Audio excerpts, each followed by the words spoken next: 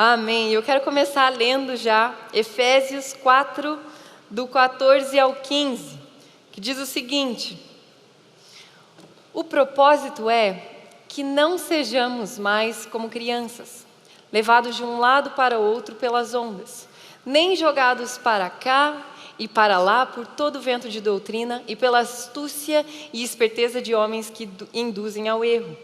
Antes, seguindo a verdade em amor, cresçamos em tudo naquele que é a cabeça, Cristo. Amém? Amém. Eu sei que eu acabei de orar, mas vamos orar de novo? Espírito Santo de Deus, eu te amo, Senhor. Pai, vou ministrar direto aqui da sua palavra, do seu trono, Pai, que não seja eu falando, mas que seja você, Jesus. Toca a vida de cada uma das pessoas, ó Pai, aquelas que estão em casa também, que não conseguiram vir até aqui, que o Senhor possa estar realmente se revelando, Pai. Em nome de Jesus, amém. Existe uma outra versão desse versículo, quando eu estava estudando, e ela dizia assim: para que não sejamos mais meninos ondeados. E eu fui estudar o que isso significa, de fato, ser levado pelas ondas. A gente sabe que a onda é algo inconstante, é um meio que a gente não sabe. Pode ser que se acorda vai ter muita onda, pode ser que se acorda não vai ter muita onda. Então, de fato, são coisas que oscilam muito rápido, que flutuam, que não são constantes. E há uns 6 meses atrás, um pouquinho mais talvez, quando eu ouvi ali eles conversando que o tema do ano da Comunhão Cristã em 2023 seria Águas Profundas, eu ouvi a seguinte pergunta de Deus para mim: Luísa, por quanto tempo você consegue ficar nas águas profundas? Isso Deus e eu, assim, né? E eu olhei e falei: é uma ótima pergunta. Falei: Deus, sei lá, se em algum momento da minha vida já consegui uns 40 segundos, 1 minuto, não me lembro. Agora estou velha já, não fico brincando muito na piscina, mas não sei. E daí ele me perguntou de novo para mim, falou: Luísa, quanto tempo você consegue ficar em águas profundas? E eu comecei a pensar nisso, refletir nisso, estudar a respeito disso, buscar da parte de Deus. Eu falei: Deus, eu não sei o que o Senhor quer falar comigo, mas vamos então juntos caminhar para descobrir quanto tempo a gente consegue ficar nas águas profundas. Por isso o título da minha mensagem nessa manhã é Como Viver nas Profundezas. Amém? Presta atenção nessa história. Um agricultor plantou 2 árvores da mesma espécie. Uma em solo plano no meio do terreno, onde suas raízes se aprofundaram na terra em busca de água, e a outra na parte mais baixa de um declive. Quando chovia, a água passava por aquele lugar e escoava para a estrada. Ambas as árvores cresceram e pareciam fortes e viçosas. Foi então que sobreveio um terrível vendaval e assolou as 2 árvores. A árvore do meio do terreno permaneceu firme, enquanto a outra tombou. O agricultor então descobriu, finalmente, que os sistemas radiculares, que a conexão entre a planta e o solo, eram diferentes. A árvore plantada no meio do terreno possuía raízes profundas, enquanto a de baixo possuía raízes rasas.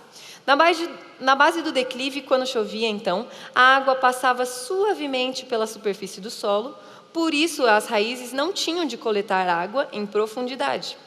E permaneceram, então, superficiais. Esse foi o motivo de a árvore não ter suportado a força do vendaval. Toda árvore grande e frondosa geralmente desenvolve suas raízes numa lateralidade rasa e também numa verticalidade profunda, pois precisa aproveitar tanto as águas correntes na superfície em tempos de abundância, como as águas profundas em tempos de sequidão. Essa história ela apenas nos comprova que, cientificamente falando, existem nutrientes diferentes que só são encontrados nas profundezas. Cientificamente falando, se a árvore é de fato plantada e ela está numa superfície rasa, ela não consegue sobreviver a alguns tipos de vendavais, alguns tipos de tempestade, alguns tipos de situações que chegam até elas. Somente aquelas que estão enraizadas e pegando os nutrientes das profundezas. Então você já deve estar imaginando onde eu vou chegar nessa manhã, né? Por isso meu ponto 1 é: onde eu me encontro? 2 Coríntios 10, do 3 ao 5, diz o seguinte: pois embora vivamos como homens, não lutamos segundo os padrões humanos. As armas com as quais lutamos não são humanas. Ao contrário, são poderosas em Deus para destruir fortalezas, destruirmos argumentos e toda pretensão que se levanta contra o conhecimento de Deus. E levantamos cativo todo pensamento para torná-lo obediente a Cristo. Embora vivamos como homens, não lutamos conforme os padrões humanos. Embora estejamos aqui, eu e você, sobre a face da terra, não somos daqui. A nossa maneira é diferente. A nossa posição é diferente. Como eu me comporto é diferente. Como eu falo é diferente. Como eu planto a minha árvore é diferente. Como eu educo os meus filhos é diferente. Todo pensamento, toda atitude, todo planejamento eu direciono a quem? A Cristo. E eu amo o final ali desse versículo porque diz: toda pretensão que se levanta contra o conhecimento de Deus, nós fazemos o quê? Levamos cativo todo pensamento para torná-lo obediente a Cristo. Não pelo nosso próprio esforço. Ai, seja obediente a Cristo, obedece, obedece, obedece, obedece. Não. Mas sim me localizando aonde eu estou no espaço de tempo da vida. Eu encontro em Jesus. Talvez em algum momento da minha vida eu não estava, eu não era escondida em Cristo. Mas agora eu estou. Ele me disponibiliza isso. E essa posição, esse posicionamento nosso, existem algumas consequências. O mundo ao seu redor não pode permanecer o mesmo se você está posicionado e enraizado em Cristo Jesus. Mas Luiz, então como que a gente se encaixa nisso? Como que Deus vê tudo isso? Como que Deus vê as pessoas do mundo? Olha só Atos 10, 34 e 35.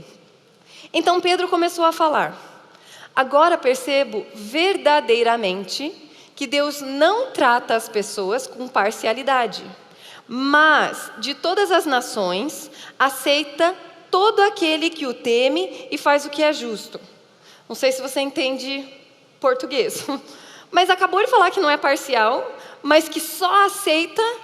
Falei, Deus não é parcial, mas Ele só aceita esse? Como é que funciona isso? Aí eu lembro de uma mensagem linda e maravilhosa que o nosso pastor Pio Carvalho pregou, o Rômulo também já pregou isso algumas vezes. Deus só considera dele aquilo que Ele nos deu. Se a gente for lembrar lá de Gênesis 22, 2, quando Deus fala para Abraão: toma seu filho, seu único filho, Isaque. Mas Abraão não tinha 2 filhos? Isaque e Ismael? Pois é, mas ele só considera dele aquilo que ele aquilo que ele deu. Ismael foi Abraão tentando dar um jeitinho de fazer assim: Deus, eu não sei se você vai cumprir a sua promessa, então eu vou dar um jeito aqui com a minha serva para que, vou agilizar o processo. Está demorando? Então, eu vou te ajudar. Então, esse versículo aqui literalmente diz isso. Quando a gente lê de novo Atos ali: agora percebo verdadeiramente que Deus não trata as pessoas com parcialidade, mas de todas as nações Ele aceita todo aquele que o teme. O que isso significa? Ele nos deu Jesus. Ele considera a nós somente aquilo que Ele nos deu. Ele nos deu Jesus. E todos aqueles que são encontrados em Cristo Jesus pertencem a Ele. São aceitos por Ele. Somente isso. Deus não está de fato, verdadeiramente não está sendo parcial. Ele está apenas cumprindo o que Ele diz. Somente isso. Por mais que a nossa mente humana não entenda. E essa posição, receber isso, muda muita coisa na nossa vida. Na verdade, eu posso dizer até que muda tudo. Por isso me leva ao ponto 2, aonde Ele se encontra. Acabei de ler ali para vocês que onde nós nos encontramos muda tudo. Mas agora precisamos saber aonde Ele se encontra. João 1, versículo 1, depois o 3, o 12 e o 14, diz o seguinte: no princípio era aquele que é a palavra. Ele estava com Deus e era Deus. Todas as coisas foram feitas por intermédio dele. Sem ele, nada do que existe seria feito. Contudo, aos que o receberam, aos que creram em seu nome, deu-lhes o direito de se tornarem filhos de Deus, os quais não nasceram por descendência natural, nem pela vontade da carne, nem pela vontade de algum homem, mas nasceram de Deus. Aquele que é a palavra tornou-se carne e viveu entre nós. Vimos a sua glória, a glória como do unigênito vindo do Pai, cheia de graça e de verdade. Aos que receberam, Deus já fez o mais difícil, mandou o único filho dele. Agora é uma decisão nossa receber. Ele sabe qual posição ele tem. Nós precisamos saber qual é a nossa, mas precisamos entender. Eu não gosto muito de usar essa palavra entender. Nós precisamos receber que nós estamos aonde ele está, que nós nos encontramos aonde ele está. Colossenses 3, versículo 3 e 4 diz: pois vocês morreram e agora a sua vida está escondida em Cristo, com Cristo em Deus. Esses dias eu li, ali no retiro de jovens, a gente estava conversando a respeito de vários assuntos maravilhosos, mas uma das frases que eu li antes de subir e pregar é: uma mulher precisa estar tão escondida em Deus, que um homem, para achá-la, precisa primeiro buscar Deus. E eu falei: Deus, isso é verdade. Não somente uma mulher, um homem, todo mundo, né? Em nome de Jesus. Mas a pessoa precisa estar tão escondida em Deus, que se alguém quiser achar a Luísa Carvalho, vai ter que primeiro procurar Deus. Falar assim: meu Deus, eu estava procurando Deus, e Luísa, eu percebi, você está lá. E é assim, nós estamos escondidos em Cristo. Quando Cristo, que é a sua vida, for manifestado, então vocês também serão manifestados com Ele em glória. Nós estamos escondidos com Cristo em Deus. Essa é a posição dele, o Deus que é 3 em 1. Eu e vocês podemos receber essa posição e podemos, se decidirmos, estar escondidos nele, usufruir de tudo que essa posição nos dá, poder manifestar tudo que essa posição nos dá. E sabe o que eu amo a respeito de Deus sobre Jesus? Tem um desenho que eu estava assistindo esses dias com os meus filhos, era do reino animal, uns bichinhos assim, e a pessoa se transformava num bichinho, ela ficava bem pequenininha, ela entrava ali no meio das formiguinhas, das ladybugs, essas coisinhas. E o que me chamou a atenção a frase foi o seguinte: quem se sacrifica para salvar um reino que nem mesmo é seu?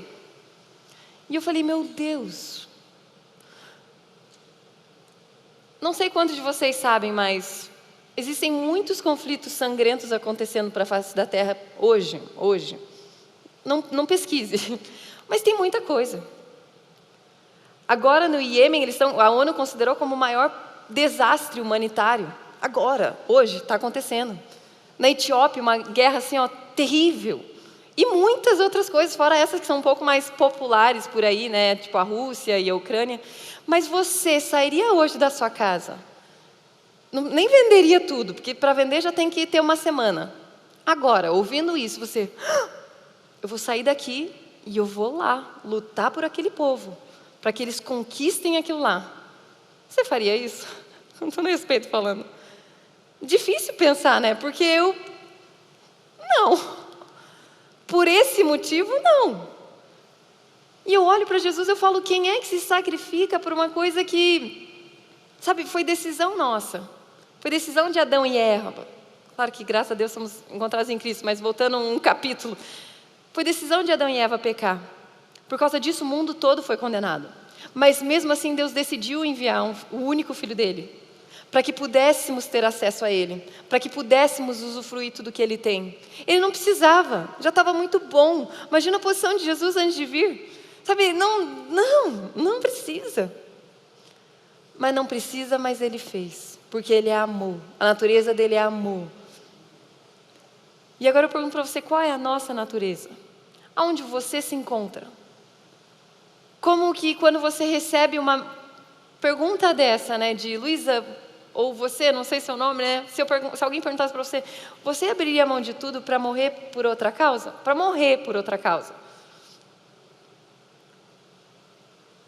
Que a gente possa olhar para Deus e falar, Deus, sabe, humanamente falando, não dá para entender, não dá para juntar as pecinhas, mas Pai, eu preciso me encontrar em Ti, e ser tão escondido em Ti, Senhor, que pessoas tenham vontade de se chegar a Ti, Senhor, para poder usufruir daquilo que eu tenho, para poder receber da saúde divina que eu carrego, para poder usufruir da prosperidade que eu carrego em Cristo.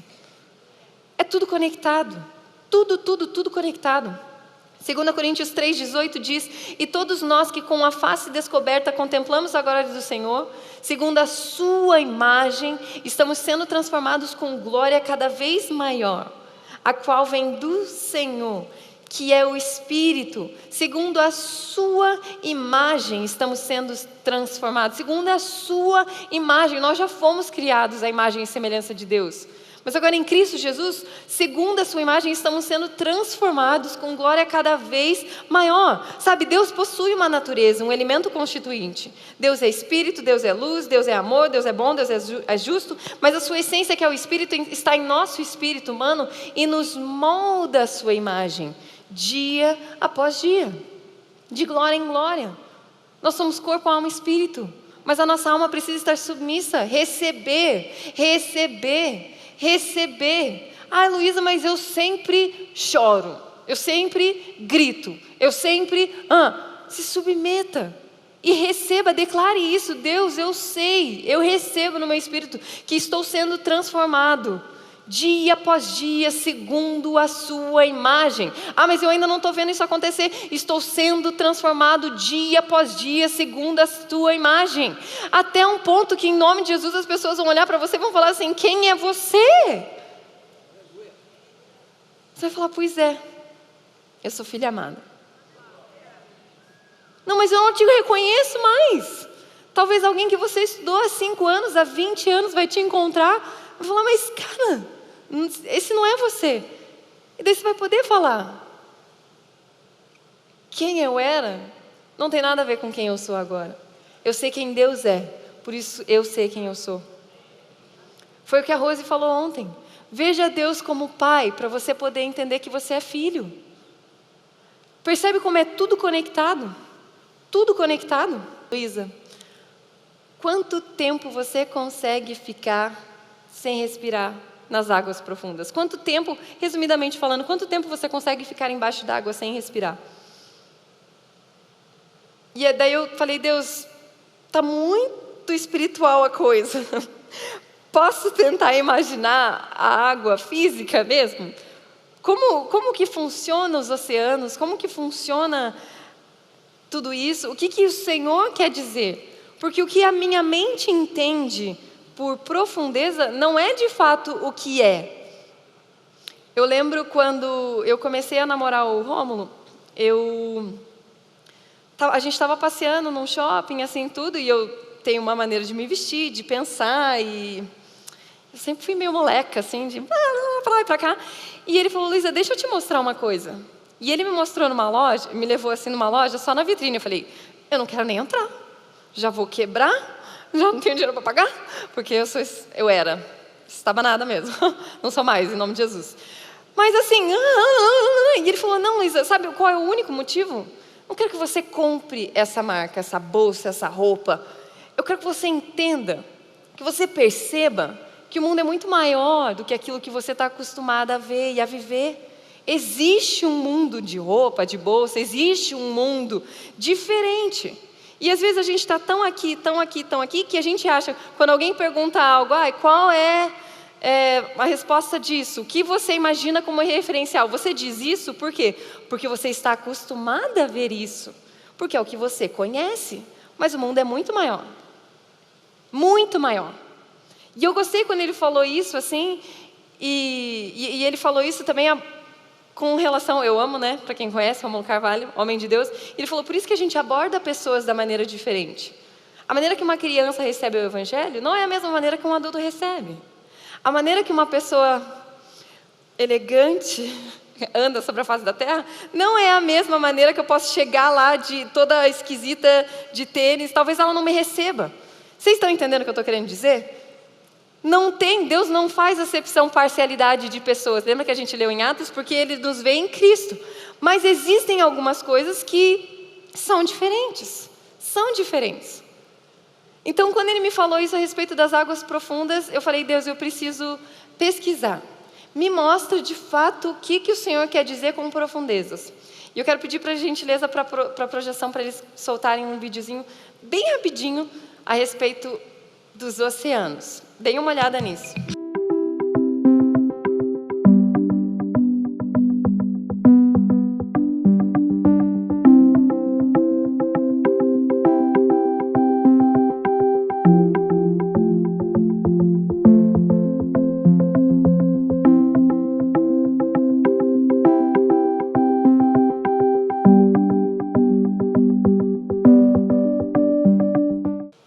Parou para pensar que você está no mar, você pula de um barco, Claro que não é em todo lugar que é tão fundo assim, né? Nas Fossas Marianas, que é considerado aonde de fato é o mais fundo do oceano. E você pula do barco, você nem imagina que tem tudo aquilo ali para baixo, né? Tem algumas pessoas que se imaginassem já nem pulavam, né?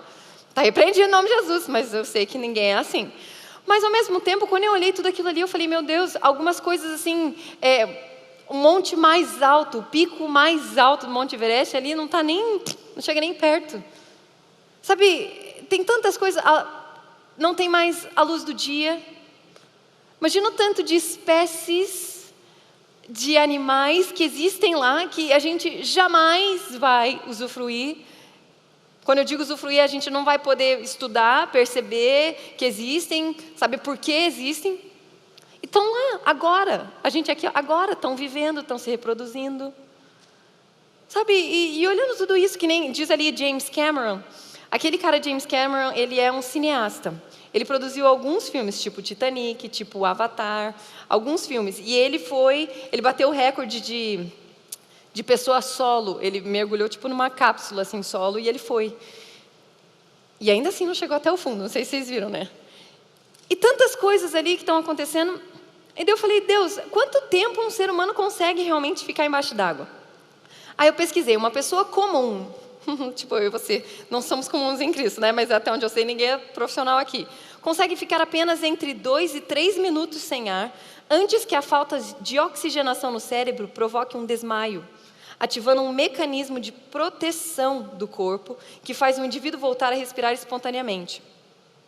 Aí, eu acabei de citar ali, tem um filme chamado Avatar, não sei quantos de vocês conhecem, mas tem um filme lá que os carinhas são azul, e teve o último que foi lançado agora, e grande parte desse filme foi gravada embaixo d'água. Então, de fato, eles botaram uma tecnologia, eles ensinaram as atrizes, os atores, a mergulharem, a ficarem um bom tempo, porque já pensou se fosse eu e você? Vamos gravar uma cena, pessoal, 1, 2, 3 e valendo. Né? Aquela coisa de, pera, não sei quantos são assim, mas eu acho horrível ficar muito tempo embaixo d'água. Então, eles começaram a treinar. E alguns atores ficavam entre 5 minutos, e a que mais conseguiu ficar embaixo d'água foi 7 minutos e 14 segundos. Embaixo d'água, atuando. Ela não estava lá só quieta, né, se concentrando, ela estava atuando embaixo d'água. Aí depois eu fui estudar e falei, Deus, quem que foi então? Me conta. Quando que foi? Quem foi a pessoa que mais conseguiu ficar embaixo d'água? Foi um cara da Croácia, Budimir Shabat. Ele bateu o recorde mundial em 2021, ficando 24 minutos e 37 segundos embaixo d'água. Gente, eu sei que é meio bobo que eu vou falar, mas sem respirar, pessoal. 24 minutos e 37 segundos embaixo d'água. E eu falei, Espírito Santo, eu não estou entendendo ainda. Dá para desenhar? Eu falo assim com Deus, tá, gente? Não dá para entender. Me explica. Ele falou, Luísa. Luísa. Você percebe? Luísa, quanto tempo você consegue ficar embaixo de águas profundas? Agora, Perceba Deus perguntando para você quanto tempo você consegue ficar embaixo de águas profundas. E por que eu quero perguntar isso para você? Porque a maneira que você responde essa pergunta muda tudo na sua vida. Não tem como a nossa natureza humana aguentar o tudo de Deus. Não existe possibilidade, não tem como. Por mais que você treine, por mais que você se esforce, por mais que você pratique anos e anos e anos, você talvez consiga ficar, pelo seu próprio esforço, 24 minutos e 37 segundos em Deus. Agora, o que Deus me falou assim: Luísa, você precisa negar essa natureza e receber a minha. A minha. Porque somente comigo. Agora vamos pensar visualmente falando, vai lá para o fundo do mar, lá para o fundo, lá para os 11 quilômetros, 11 mil metros. Não tem luz. Se você se desesperar, não tem como voltar para a superfície e pegar. Não dá tempo. Não dá tempo de você voltar. Se você abrir teu olho, você não vai enxergar nada. Por quê? Porque não tem luz. Não tem luz do dia. E daí o Espírito Santo falou: Luísa, é assim. É assim. Olha só o que diz no versículo 8, no versículo 24 de Mateus 8. De repente, uma violenta tempestade abateu-se sobre o mar, de forma que as ondas inundavam o barco. Jesus, porém, dormia. Por quê? Porque ele não estava nem aí. Aonde que as ondas estão? Na superfície. Aonde que Jesus é encontrado? Nas profundezas. Então, ele estava acima do oceano, mas ele sabia quem ele era, ele sabia onde ele se encontrava. Ele estava de corpo ali, mas o espírito dele não. Por isso que ele dormia. Sabe, e eu falei: Espírito Santo de Deus, que quando eu inalar você, e pegar o ar, porque para você ir para as profundezas você precisa inalar. Inalar o quê? A vida dele. Você inala a vida dele. E eu falei: Deus, eu me vejo. Eu ia sentar aqui de perna de índio, mandar todo vestido. Mas eu me imagino lá no fundo do mar, sentada assim, de perna de índio. Falando: Deus, eu não preciso exalar ar nenhum, porque você é suficiente. Eu não preciso abrir meus olhos para ver nada, porque o que o Senhor disser que o Senhor está vendo a meu respeito é verdade, e eu vou por fé. Deus, eu não preciso entender o que vai tentar me agredir, me atrair, me bater. Eu não sei que tipo de animal, eu não sei o que existe nessas profundezas, mas tanto faz, Senhor, porque eu sei que eu estou em Ti. E eu consigo me ver sentadinha lá no fundo daquele oceano, só dependendo dele. Sabe, porque e ao mesmo tempo eu me vejo assim, se eu cair em mim e perceber: meu Deus, o que eu estou fazendo aqui? Imagina o desespero. Até me vejo, sabe quando você pega um impulso no fundo da piscina assim para você voltar mais rápido? Não dá, não tem como. E eu falei: Deus, eu quero ir tão fundo em você, que não tenha mais volta. E esse é o meu desejo para a sua vida, nessa manhã. Que você vá tão fundo em Deus, que você possa receber dessa natureza, que você possa desfrutar das águas profundas, que você esteja tão intenso ali, que não tem mais como voltar, que você não tem desejo de voltar, que você não consegue mais se imaginar voltando. Não existe outra vida além dessa. Não existe outra vida além dessa. Reconheça e receba hoje a natureza divina. Quero pedir a gentileza de vocês colocarem de pé, por favor.